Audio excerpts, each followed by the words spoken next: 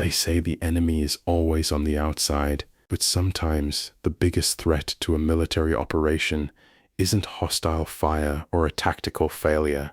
It's a smug, power-hungry bureaucrat wearing an allied uniform, sitting behind a desk, trying to flex his authority just because he can. I was an officer in the Air Force, and during a massive international deployment, I was betrayed by the very local authorities who were supposed to be hosting us.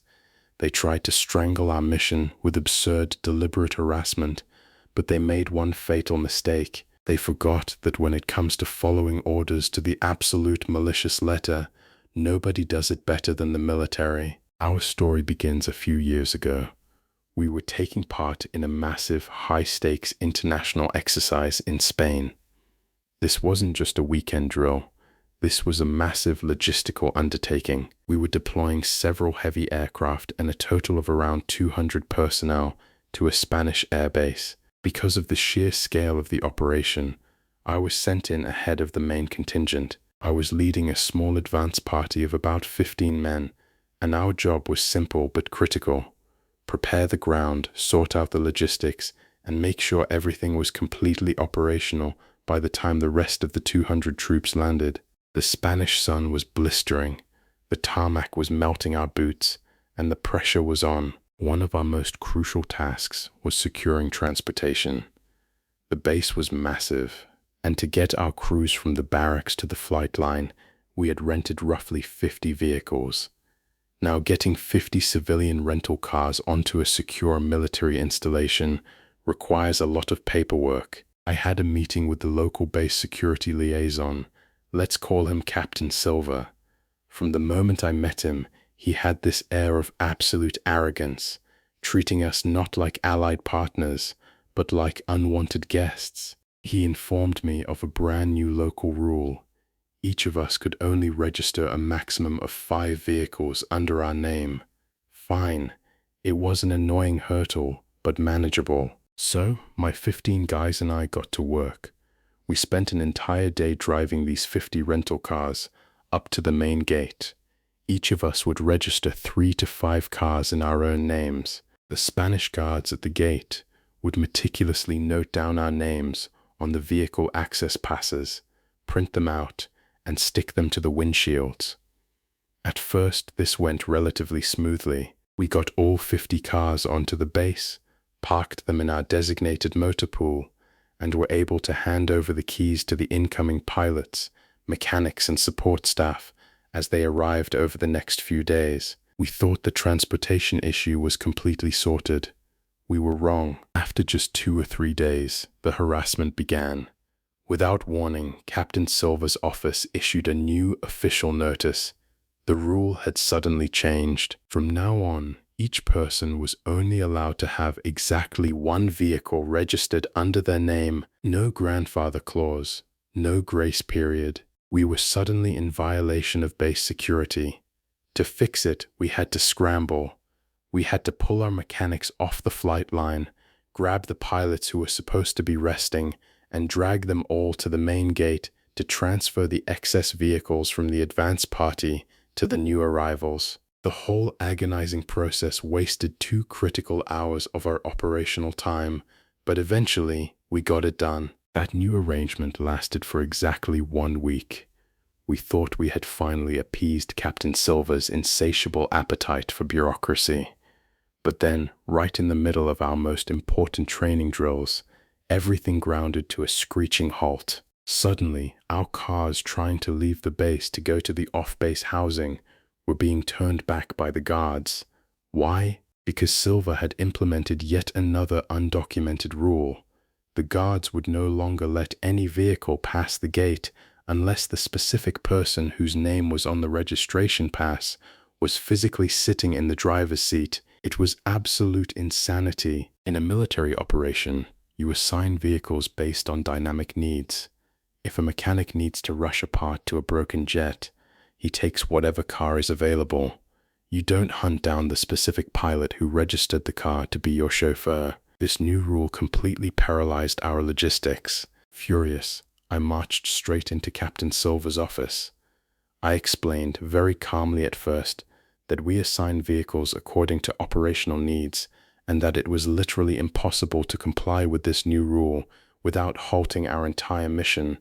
He just leaned back in his leather chair, a smug, arrogant smirk on his face. He dismissed me, sneering that if it was absolutely necessary to drive a different car, the vehicle could simply be re-registered at the gate. That was the moment I realized this wasn't about security. This was deliberate, calculated harassment. He was intentionally trying to sabotage our deployment just to prove he had the power to do so. I walked out of his office with my blood boiling. I was ready to call my superiors, escalate this to the diplomats, and start an international incident. But by the time I walked back to my barracks, a different thought crept into my mind. A much, much better thought. Silva said we could just re-register the cars if we needed to drive them, right? He explicitly offered that as the official solution. Well, if he wanted to play a game of bureaucratic paperwork, we were going to give him the Olympic finals. I called an immediate briefing with all 200 of my men. I stood at the front of the room, looking at a sea of exhausted, frustrated soldiers who just wanted to do their jobs. I laid out Captain Silva's new mandate, and then I laid out my new orders. I instructed all my soldiers that from this moment forward, we would follow the base rules to the absolute letter, whenever time allowed, which for the off-duty shifts was all day. They were to drive to the main gate in pairs. If Private Smith needed to drive Corporal Jones's car, they would both go to the gate, fill out the forms, and officially transfer the registration, and when they came back, they'd do it again. We didn't just stop at necessary trips. I told them that if both guys already had a registered vehicle, they should just drive down to the gate and swap registrations with each other, just for fun. 2 guys walk in, swap car A for car B, wait an hour, walk back in, swap car B back to car A. The very next morning, we launched our malicious compliance offensive. Within an hour, there were 5 rental cars parked at the guard shack. 10 soldiers walked into the tiny security office, politely requesting the official forms to re-register their vehicles. The guards, who usually just sat around drinking coffee, suddenly had to physically process, stamp, and file every single change. By noon, the guard office was completely, hopelessly clogged.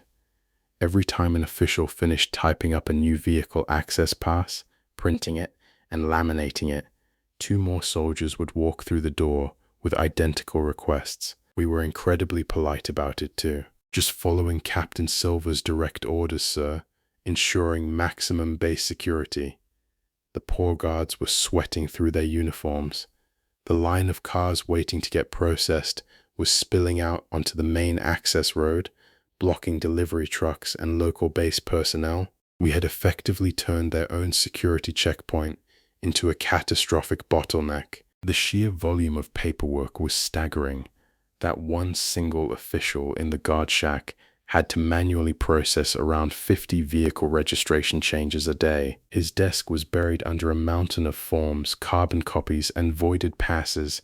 Every time Captain Silva tried to call down to the gate to get an update on something, the line was busy because the guards were frantically trying to keep up with our manufactured administrative crisis. We kept this up flawlessly for 48 hours, 2 solid days of endless, mind-numbing, relentless paperwork.